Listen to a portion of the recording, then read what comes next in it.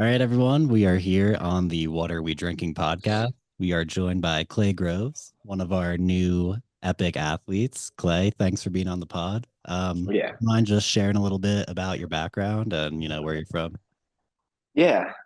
So grew up in Des Moines, Iowa. That's where I spent most of my childhood. Pretty much from age 2 to age 12. A lot of my childhood was, Iowa. If you haven't drove through, there's not much to it. City's pretty cool. But growing up, we were building a backyard ice rink pretty much every year since I was two. So when I was a kid, I was going around and picking up the rocks and the sticks that might poke through a tarp, which went over the grass, and eventually was filled with water, and then boards all around. And we eventually basically kind of put the boards into the ground. And eventually, over the years, we stacked the boards higher to make a good sized ice rink. So yeah, a lot of my childhood was a lot of hockey, a lot of yard games, good community there. So really, it was kind of during that time, which some of us probably don't remember anymore, but just like when we didn't have phones and when we would just walk in each other's houses, if like we didn't have dinner or it was sometimes just wasn't even knocking in the kind of childhood where you kind of just run through your best friend's door and say what's up and decide on what yard game you're playing that night. For sure. Um, Moved to Park City, Utah when I was 12 years old. Was kind of introduced to a whole another world there. Downhill mountain biking, freestyle skiing, big mountain skiing. Coming from Des Moines, Iowa to Park City was a hell of a change. Going from, I wouldn't say like a poor neighborhood, but definitely a different, older version of a neighborhood. Coming to Park City, where it's pretty ritzy over there. So I continued to play hockey, but on the side, I had like all these gigs that I was like truly getting invested in, which was downhill mountain bike racing, freestyle skiing, and then big mountain skiing as well. Um, Eventually, went to college in Africa after graduating high school. There was a lot of traveling for hockey when I was in Des Moines, Iowa, as well as Park City, Utah. Eventually, went out to Africa for school. Um, After Africa, we had made a move to Wisconsin. From Wisconsin, broke my leg. I had moved back out to Salt Lake City, Utah. My parents weren't living in Utah anymore at the time. Worked for Jimmy John's when my leg was broken, eventually to construction companies. And then this was at a point in my life where I was really figuring out what I wanted to do, what I didn't like, what I did like. Eventually got my wilderness first responder recertification, applied for companies in Boulder, Colorado. Got a response the next day saying, "Hey, if you can get out here in 2 days, you can work for us." Came out to Boulder within 2 days, packed up all my shit, and made a move out here. I lived out of my car for about a year, even in the winters, driving up to the mountains in Colorado just to basically have a place to sleep. Um, Eventually, kind of made a name for myself in the outdoor community here in Boulder. Started climbing about 6 years ago, 7 years ago, back in Southern Illinois, for a college program as well, and learned all of like the top rope facilitation skills, and some of the more technical skills, that's what brought me to like an interest that I have now, which is guiding rock climbing, and also continuing my love for like outdoor adventure, downhill mountain biking, hiking, climbing mountains, and kind of just being emerged in this outdoor community. So that's a little bit about me. Nice. We'll definitely have to break all that down a little bit. Can you dive into how that transition into Park City kind of like sparked an interest in other action sports or just other sports in general? Yeah.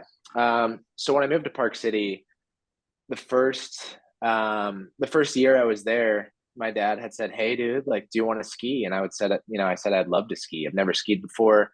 These mountains look pretty crazy. So he set us up with a ski instructor.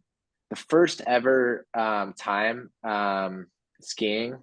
Um, I was on the lift with the ski instructor, and we're like, the lift is going towards the terrain park, past the terrain park. And I look over to the right and I see this guy or this gal just doing like a backflip on skis. And I was 12 years old and I was like, there is no way that just happened. Like, there's no way someone just did a backflip on skis. I like didn't even think that was possible. I'd never seen it coming from Des Moines, Iowa. Like in the city, I never even knew like what freestyle skiing or big mountain skiing was. So pretty much every day since that day, I hopped on a trampoline, pushed past my fear of doing a backflip.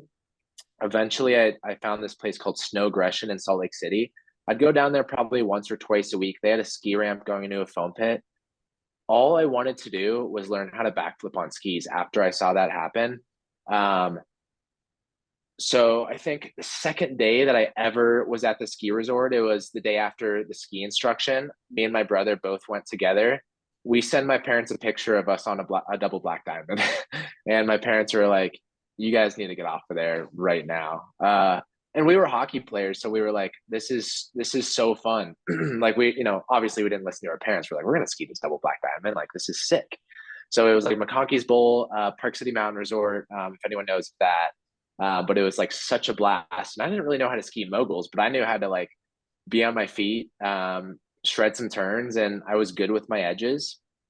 Um, I probably got like 30 days of skiing in that year. Park City High School had such a good program where they had like parent release actually. So if any students were maybe having trouble learning in a classroom, there was parent release to enable kids to get out and maybe do something that they love, hands on, whatever it may be.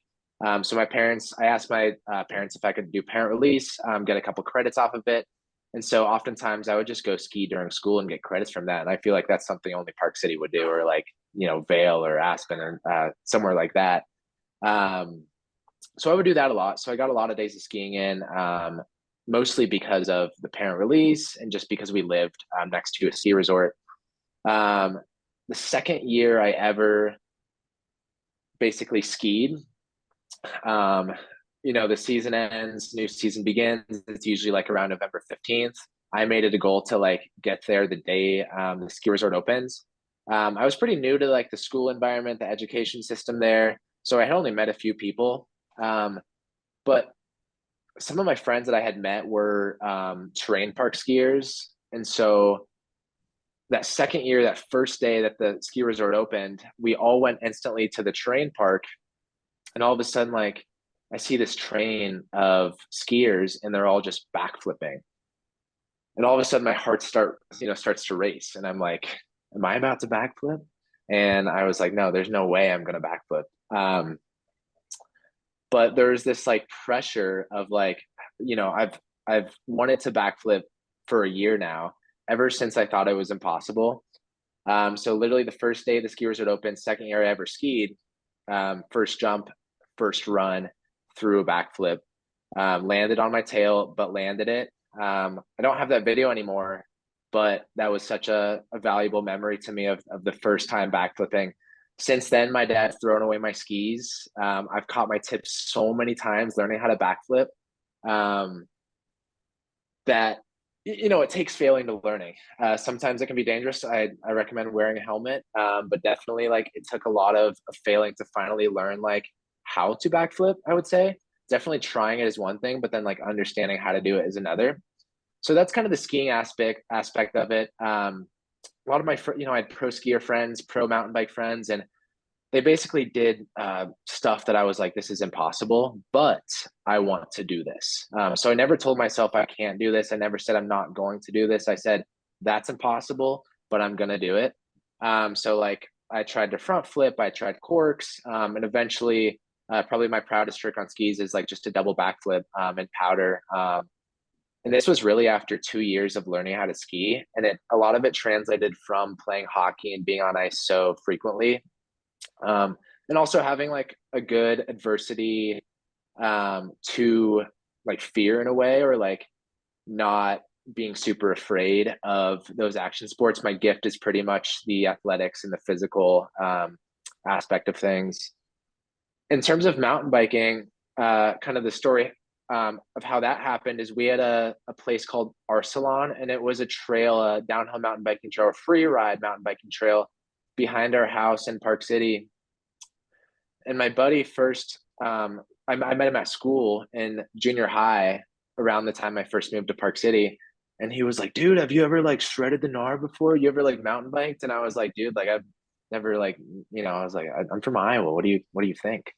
Um, so eventually I get on like my green Trek, like $500 mountain bike. And he's like, have you heard of Arcelon? And I was like, yeah, dude, that's right behind my house.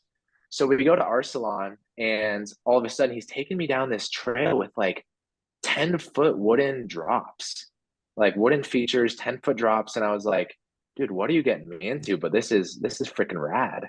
Um, excuse me. So basically I follow him down the trail. We're hauling, we're going like probably like 20 miles an hour off these wooden ramps. Started small for sure, started with the smaller drops, but eventually worked my way up to the bigger drops. That same day, all of a sudden, going a little bit too slowly, probably go off this like 15-foot wooden drop. And next thing I know, like I'm on the ground, I've hit my head, and my neck hurts. So we had a few people that were hiking their dogs kind of right by there. I don't think they saw it, but they saw me laying on the ground, hurt neck, full face helmet on. And I don't have a super good memory of this time, but it's not because I was concussed that day, but I don't have the best memory of that time. But I believe I went to urgent care after that. Um, and it was just a strained neck. Nothing bad happened. But shortly after, like that didn't stop me. Next thing I know I was, investing in like a real downhill mountain bike, and started to race. Um, Super cool and super fortunate opportunity for me is that we just lived close to all these like cool ski resorts that had good opportunity. So I was able to like practice at some of the better resorts in the States pretty much every day. And in the summer, that's all I did with my days is I would, put my bike on the lift, go up and cruise down and hit the jumps. Eventually, we had this buddy named Bennett Barbosa. He eventually went to school for filmmaking, photography, basically film production. He was like, I had a buddy named Ewan, and he was like, Clay and Ewan, like, you guys are doing it all. Like, you guys are skiing, you guys are mountain biking. Do you guys mind if I come out and film you guys? So he came out to film, and he started to make these super cool edits of us. And so I still have those edits now. It's Barbosa Media company on YouTube. But he made a lot of super cool edits of us that I still watch to this day. And that's what still kind of inspires me to keep going with the adventure sports. And then based on kind of that track record, you can see why I climb now. It was always the extreme sports. It was always the thing that gave me adrenaline. And so when I found rock climbing after going to college for a bit at Northland College in Ashland, Wisconsin, that's where I first rock climbed in Southern Illinois. And I was like, there's no way I'm going to get into this. This is too slow pace for me. Down the road, when I moved to Colorado, I was like, I want to be super cool. I bought a rope, wanted to take my friends out, eventually return the rope because I didn't have any like actual rope skills. But basically the story of kind of my adventures is I'll kind of just throw myself at it. So I'm a trad climber now, which is stands for traditional climbing. I never have followed anyone up a traditional climb. It's really like when I first started, I was like, I want to lead this climb with traditional climbing protection. And so pretty much everything from like Park City to now, that's kind of how it all like worked into place. Nice.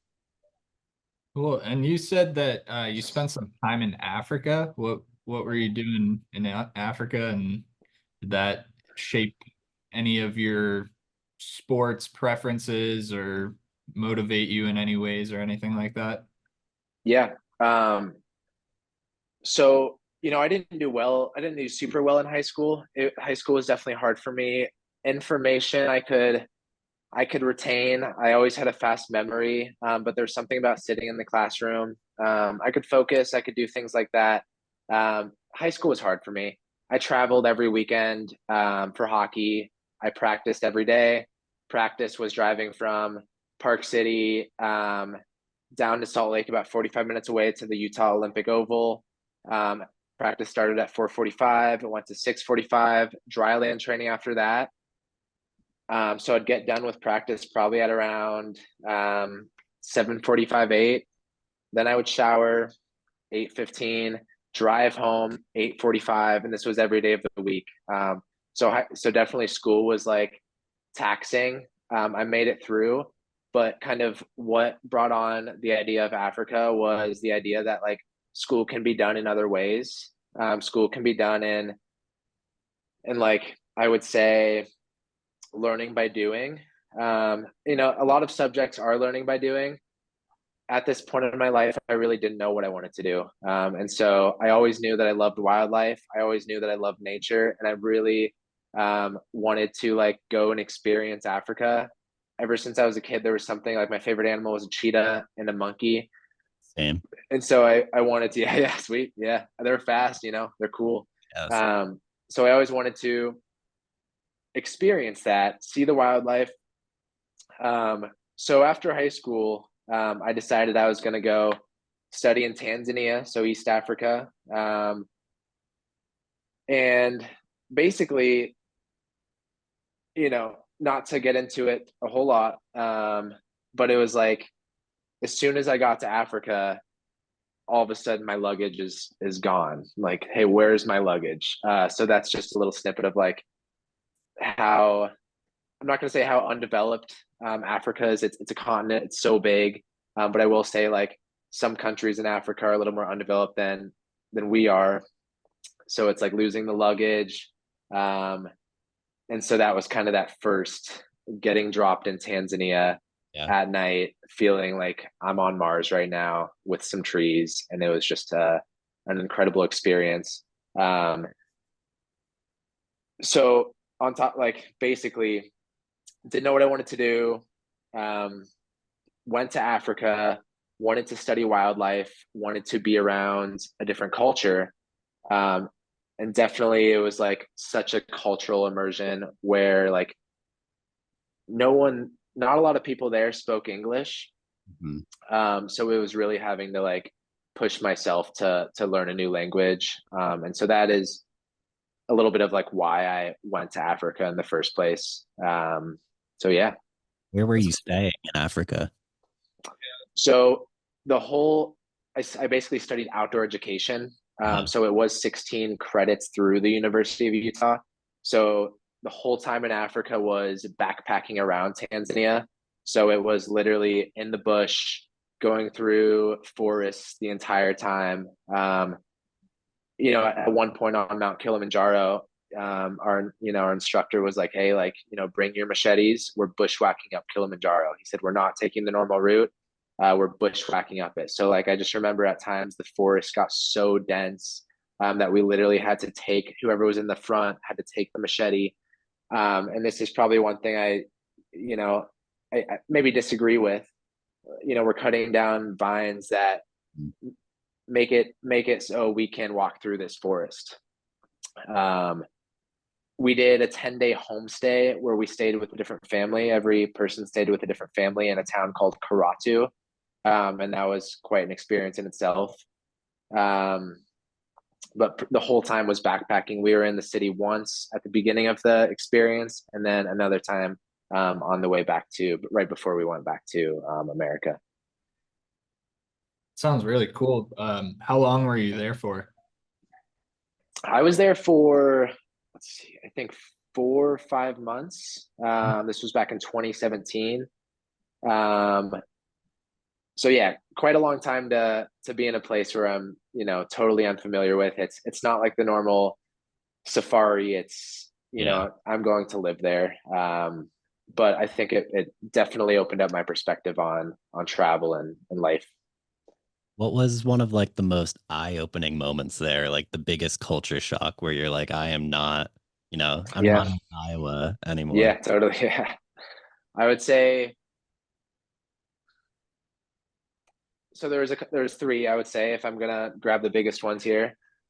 I would say we came upon this village, kind of this forest village. I don't remember the exact location in Tanzania we were at, and they say it Tanzania instead of Tanzania, so we say it Tanzania. That's just how we say it here. We were in this forest, coming up upon a village, and there was this probably like, I want to say 10-year-old kid, and he was holding the spear.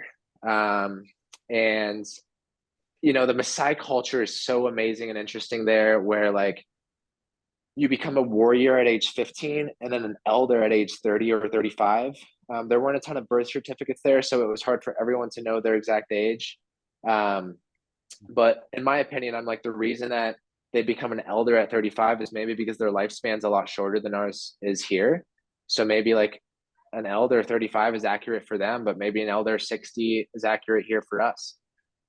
Anyway, this kid holding the spear was talking to either his parents or some friends in the community, and the parents or the friends came up to us and they spoke some Swahili or Iraqi, whatever the language they were speaking is, to one of our instructors. They talked for a little bit, probably like 5 minutes, and he comes up to us and he says, "This kid is terrified of you guys. He has never seen a white person before. Like, you guys are monsters to this kid." I had to like honestly take a breath, and I was like, dude, like sometimes in this world, like,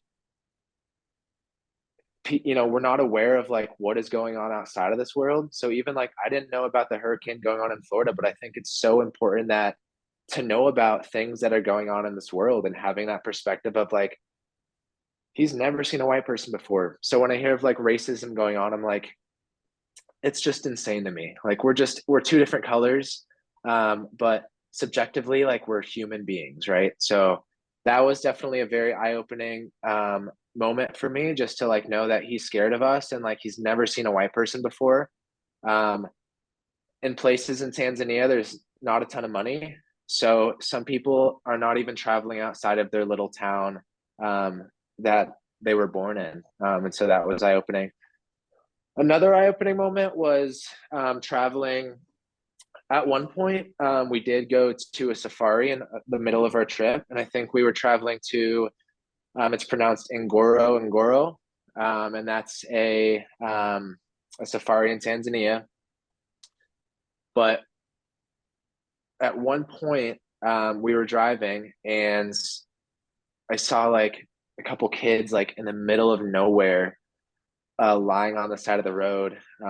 It looked like they might have been starving. I don't want to assume that they were, but at the same time, like, I saw what Tanzania was like, and I would say that was my best guess, is that they were on the road starving. On the way back from that same safari, we were driving, and all of a sudden we see this like probably teenage kid, and he was like running at us waving, and he had this big like kind of loggish stick in his hand. He just like chucks it at our bus, and like the windows in this bus like weren't very good, so it just makes this like huge sound in this bus. And you could have thought like, what the hell is this kid doing? But in my mind, I'm like, wow, like, what is this person going through right now, and like, why did they feel the way they do? And it just reminds me how lucky I am to like have a meal and to be able to travel, and to have a community, even in Boulder, that I can supports me, and I can also like go out and rock climb and be able to afford gear to rock climb and have all these cool experiences. So those were three of probably some of the biggest like eye-opening experiences, but I would say the entire 5 months was extremely eye-opening, especially with the fact that like not a lot of them could speak any English. So it was my responsibility to learn their language because I'm in their home, right? So I think if you're going to be in their home, you should learn their language. I will mention probably another experience I had. This may be a little kind of gory for some people to hear. Our instructors asked us one night, they said, "Hey, do you want to see how a goat here is killed?" They said it's in Mbuzi in Africa, or in Swahili, that's how you say goat. They said, "You want to see how a goat's killed?" And not everyone said yes. There was about 6 of us that said yes. If I fast forward now, I'm like, I would have took that opportunity any day to see that goat being killed, because I feel like if I'm going to eat meat at all, I should see how they're killed, especially if I'm in that part of the world. I think there's not enough people who like see the animals get killed and how they killed, and so I do eat meat, but at the same time, I'm still understanding like what it means to eat meat and what it means to like kill a living animal. And I do love wildlife, and I grew up like thinking like I can't hunt a dang thing. I do also believe in like population control and things like that. So also I do support hunters. That said, I don't think I could ever kill an animal. So backtracking, in Africa, they said this is one of the more humane ways that we'll kill a goat. And so all of a sudden there's 3 Maasai warriors. One all of a sudden gets on the front of the goat, one's in the middle and one's in the back, and all of a sudden we see them like suffocating this goat. And that was probably one of the most I shouldn't say traumatic, because they would be like, we do this every day, right? We do this hundreds of times a day, but it definitely was traumatic. And like seeing like this goat try to get oxygen, and this is the last thing I'm going to say about like, that is like, it's tough to watch.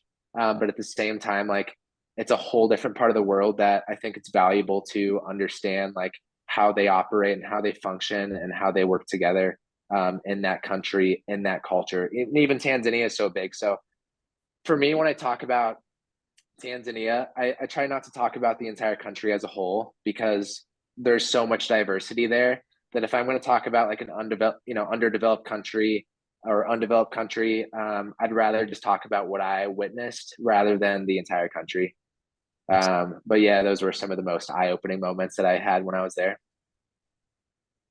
Well, yeah, thanks for sharing those stories with us and our listeners. That's definitely something that most people don't think about when they're traveling to other countries, is the difference in lifestyle and how food is prepared and things like that.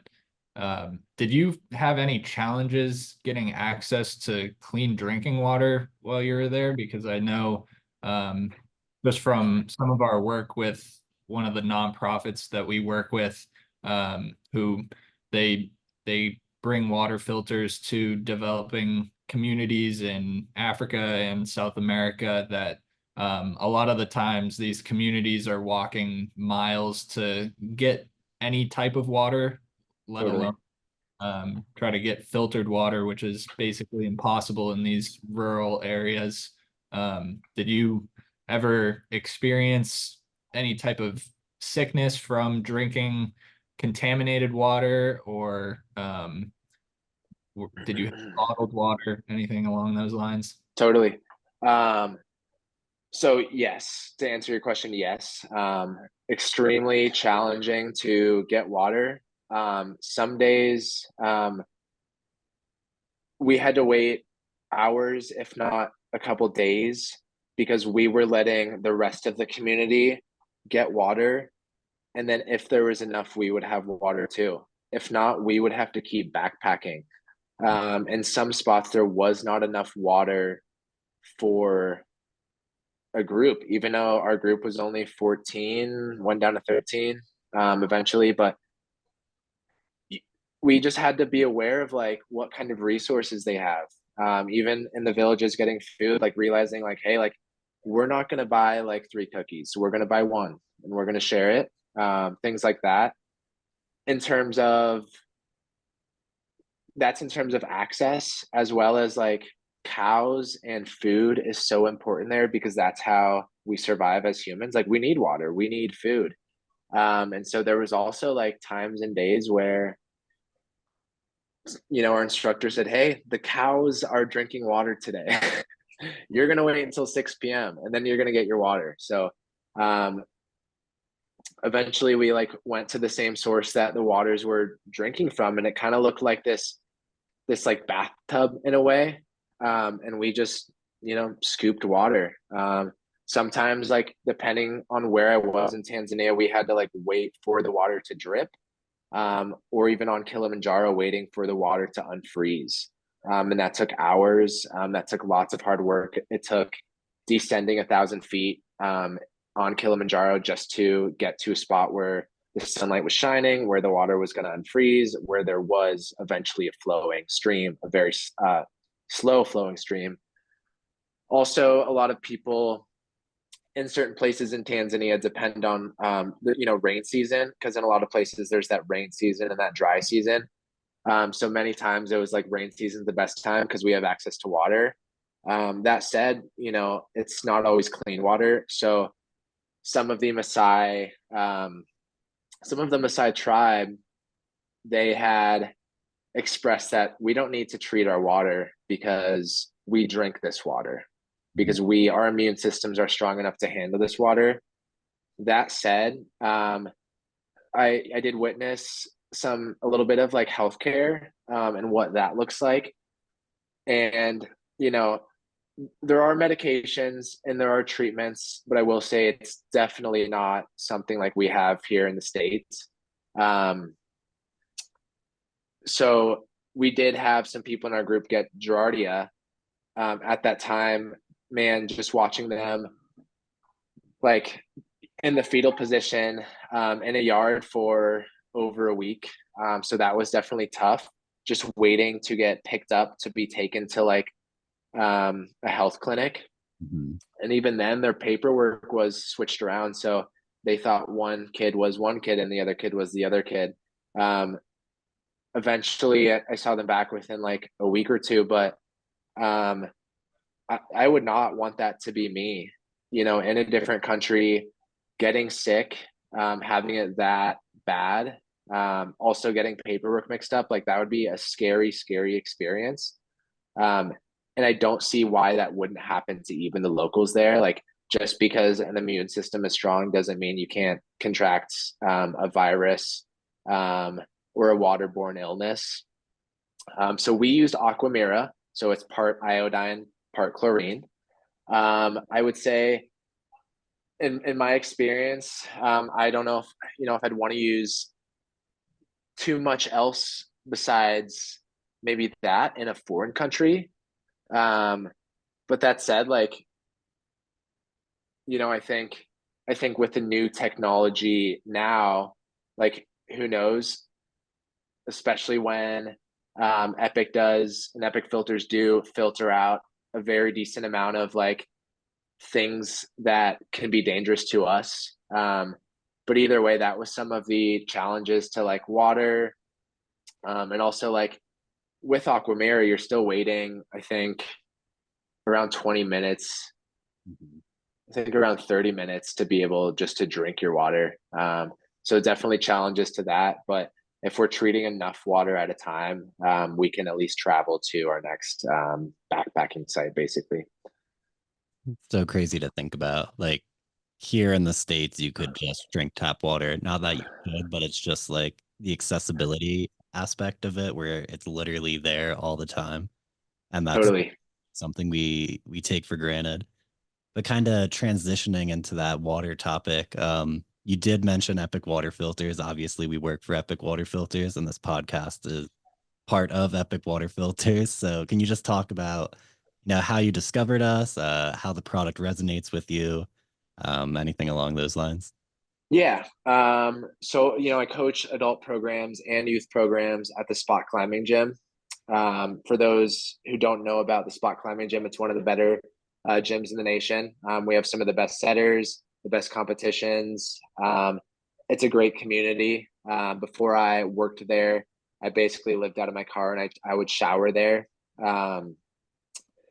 And so eventually I coached a kiddo, and his mom was part of the team at Epic Water Filters.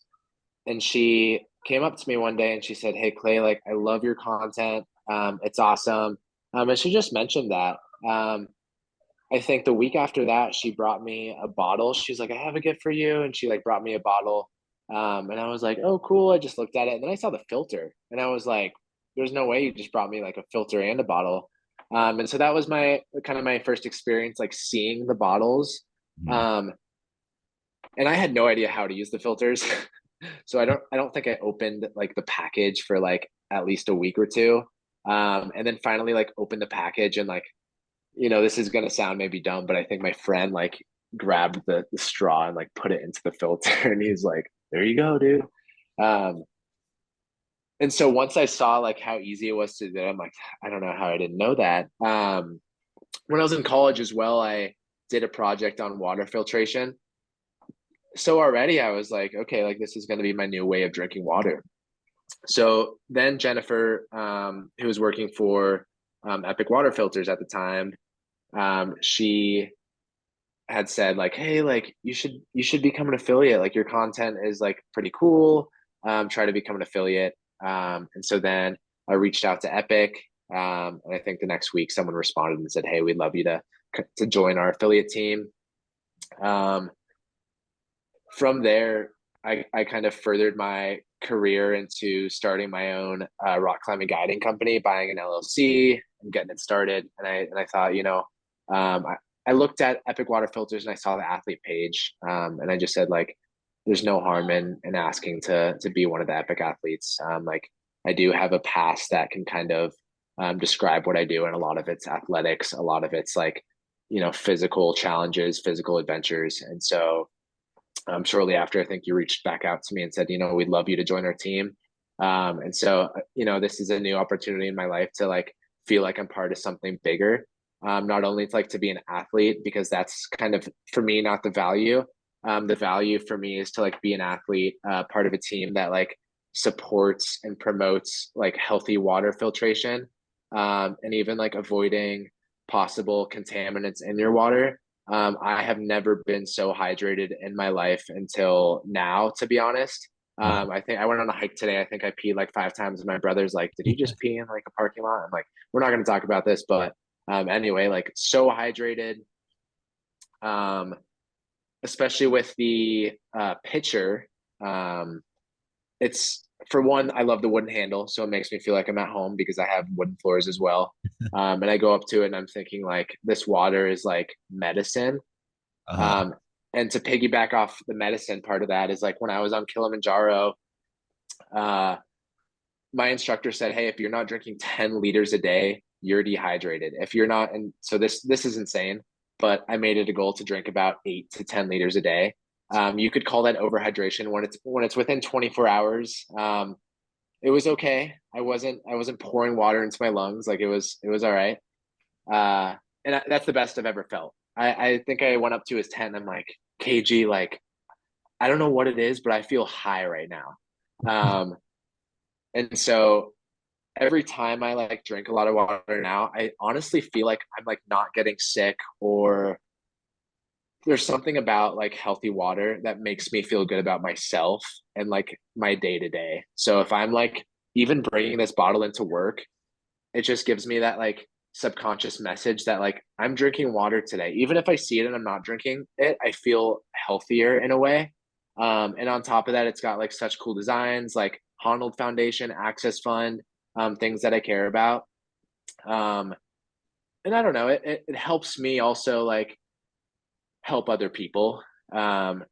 So when I like tell someone about it, it makes me feel like I'm helping them. Not only because I'm like, hey, like you should check out this bottle. Like I'm an athlete for them. It's not about that. More, it's about like I can get you one so that you can drink clean water too.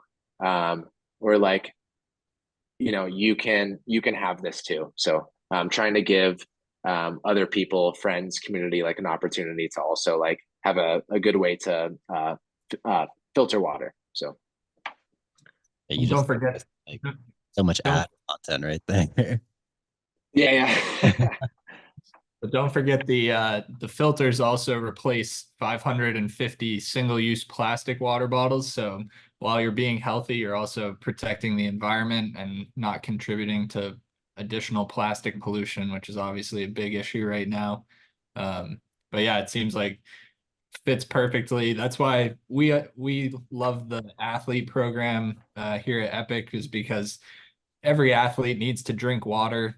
Not everybody is drinking energy drinks that are filled with caffeine and sugar every day, but everyone needs water. So I thought it lined up well. And glad you're enjoying the products and also helping us spread awareness on why people should be filtering their water. It's Totally. it's funny to hear that you didn't know how to set the bottle up because to us it's so second nature, and I've set up, a million water bottles, and Rob for Yeah. sure the same. But we get customers all the time that have no idea how these things work. Yeah. So I don't know, maybe that's something we could fix on our end. Maybe they are Uh, more confusing than we think. and I think it's like about it wasn't even that I didn't know how. Because to be quite transparent, I didn't even like open the package. Yeah. I was like, dude, these bottles are cool. I'll just like drink out of the bottle. Like, I don't need a filter for tap water. And then I talked to this guy that came into the spot, and he worked for a company that cleans water. And I said, hey, dude, like, is my tap water really that bad? And he said, it is going to have traces of things you probably don't want in your body, in your tap water. He said, a bigger concern is the water that is closer to Denver, feeding into Denver. He said, that's a concern. He said, definitely filter that water. He said, your water is probably going to have trace amounts of things in it. I also just think about like, it does take an awareness and even like an experience and like a desire to want to know about like what you're putting into your body, to realize that like what we do as humans in the environment affect exactly what is in our water. So like if we're not picking up our dog poop, like if we're um there's many more aspects, but it's basically like things that we do as humans, like littering, not picking up dog poop, like sometimes we don't know that, hey, like it's flowing downstream eventually. Like it's eventually going to get into rivers, into waterways, and eventually into our water pipes. Yeah. And so I think about that kind of stuff, and I think about like what we do as humans. Even like we spray so much fertilizer into our yards. Like even in places that are so dry, like Utah or Colorado, like a lot of sprays are going into yards, things going into our food. And so I just think about that. And I'm still at the my beginning stages of learning about these things. But it kind of helps me understand that like these things do flow into our water sources. And so what can I and we like do basically as humans to like treat the environment with respect, and also in return receive cleaner water. And so definitely the filters help with like knowing that I have clean water, especially when we do harm the environment at times. Yeah. That just made me think of something, Rob, from our old podcast. Is Clay mentioned like spraying yards, and we had a podcast with a nonprofit we work with, American Rivers. And it's crazy how in like the western states, like having water sprinkle onto your lawn is like one of the biggest depleters of the Colorado River. And that river is like super endangered just for like people's greed to have, a green yard. Yeah. Totally.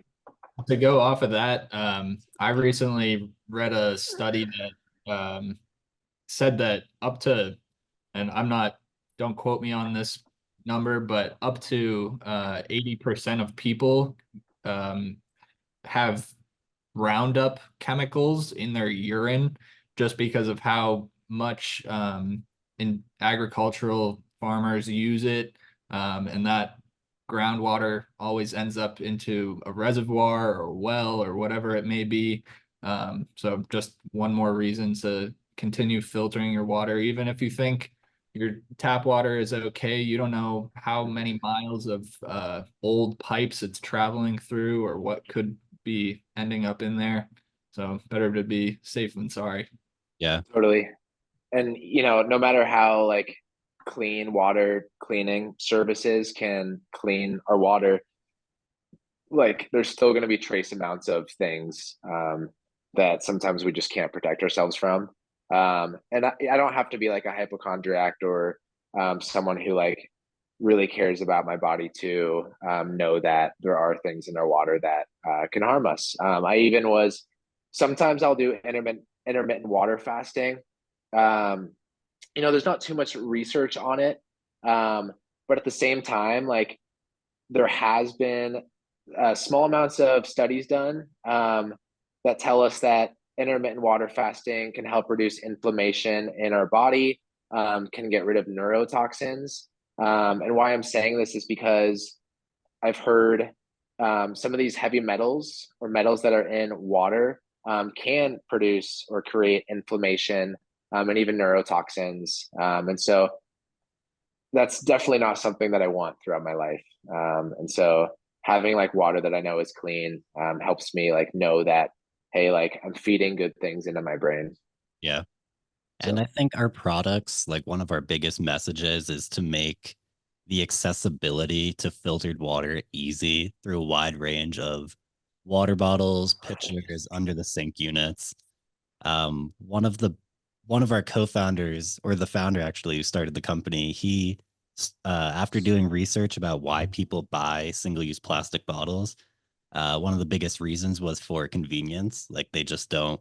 It's just like they just buy a bottle of water for the convenience of it. So being able to have all these tools like a water bottle or water pitcher like so easily accessible, it just makes having filtered water just that much easier and eliminates the need to buy all those harmful single-use plastics. Yeah. totally. And to build off of that, it's a lot easier to rely on yourself and go spend a couple dollars to get yourself a high quality water filter than it is to potentially wait around for your city's government to replace hundreds of lead pipes that have been there for decades. I mean, because those are multi-million dollar construction projects that don't happen quickly. And in the meantime, you can't just be sitting there and knowingly drinking out of lead pipes or anything like that. So if you're even uncertain, a good resource for people to check what's in their city's tap water is the environmental working group. You can actually type in your zip code and it will tell you what contaminants are in your water and if those contaminants are exceeding the required levels for your area that are set by the EPA and FDA and things like that. So if you are curious of what's in your water, the EWG or Environmental Working Group is a great resource to get started and try to educate yourself. Yeah. And then quick shameless plug off of that. The EWG named our pitcher the best overall for PFAS removal Wow. as their tester favorite. And then they also ranked our water pitcher as the 2024 best overall pitcher. So we got Wow. tester favorite for PFAS removal in terms of affordability, accessibility, and just long-term use. And then the 2024 best pitcher. Yeah, and the coolest part about the environmental working group and those awards that they give out to water filters is that it's completely independent. We had no idea that they were even testing our products, but we were thrilled to see that they ranked us #1 out of all our competitors, and it's just another testament to the quality of Epic water filters. Wow. Yeah, So I'm stoked to be part of the team. You know, I'm like, wow. yeah, we Some love. of this is yeah, some of this is new information. So even my brother today was like, yeah, like we have a life filter.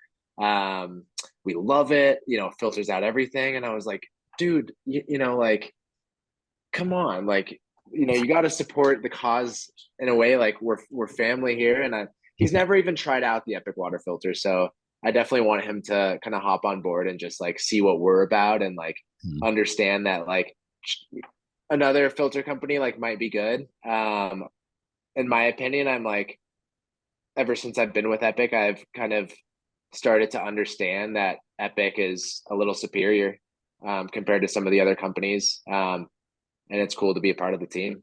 Yeah. I think what's cool is we lack the like corporateness of it. It's like we're just a small team, making spreading the joy of water filtration and trying to make it as Totally. cool and mainstream as possible. Yeah, and trying to keep people healthy and give them cool designs to show off to their friends. I don't know any other water bottle companies or water filter companies for that matter that put cool artwork and support different nonprofits through the products that they sell.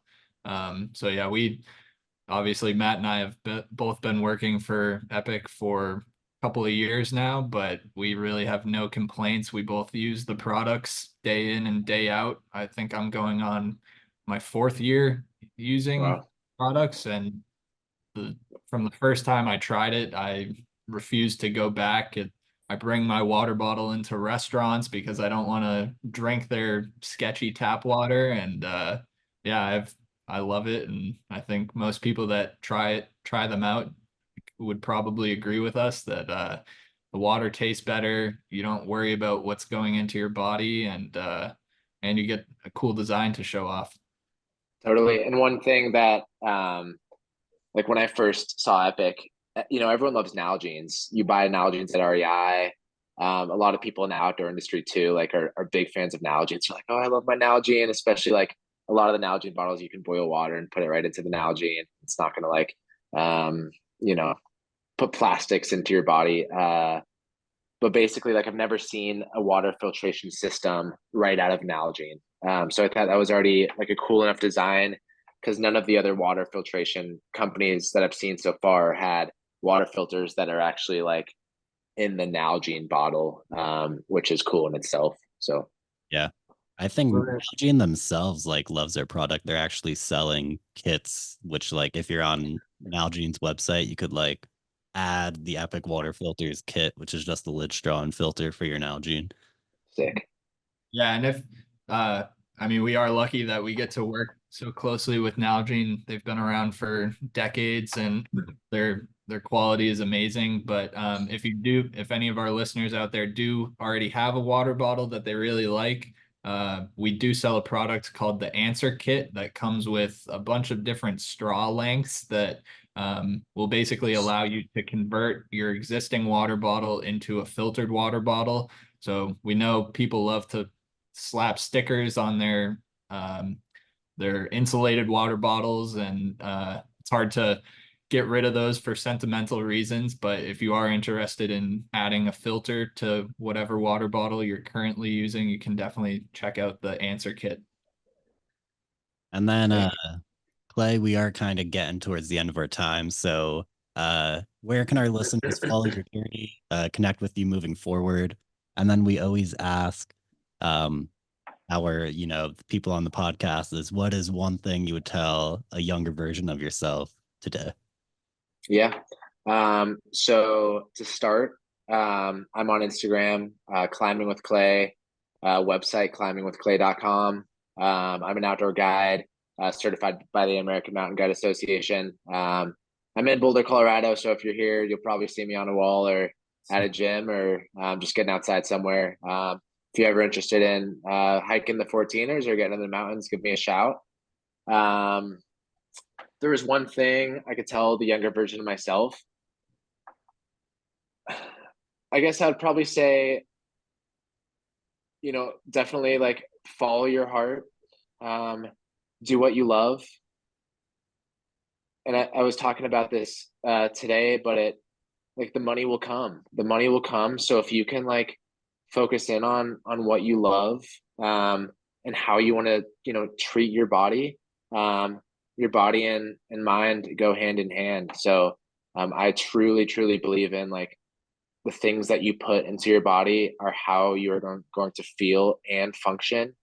So it's not just the food, it's the water too. So definitely having like a healthy way, which is why I'm so stoked to be a part of Epic. And also just to keep down that path. Like I work as a climbing guide. There's no right path to be on. I think as long as you can be happy and support what you want to do, connect with good people, and live a healthy life, I give kudos to whoever can find themselves in a position like that. So, Well said. Great advice. yeah. Well, thanks for joining us today. It's been a lot of fun talking. Yeah. Thanks so much, you guys. It was a pleasure. Yeah. Nice getting to know you, Rob, a little, and nice to Well, talk. Sweet. Yeah. We'll talk soon. Thanks for tuning in, everybody that's listening at home, and you can catch us on the next episode.